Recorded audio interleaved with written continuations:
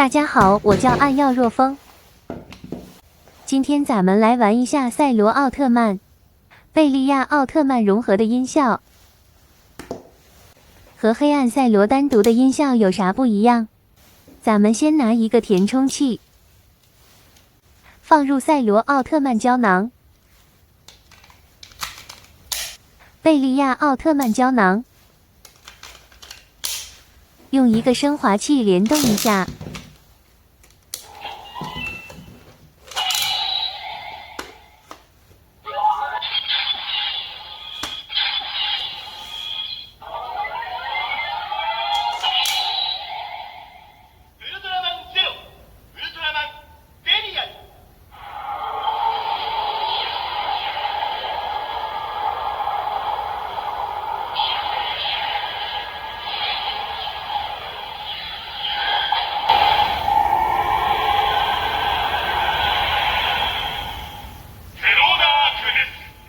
咱们再用一个单独的黑暗赛罗胶囊试一下音效。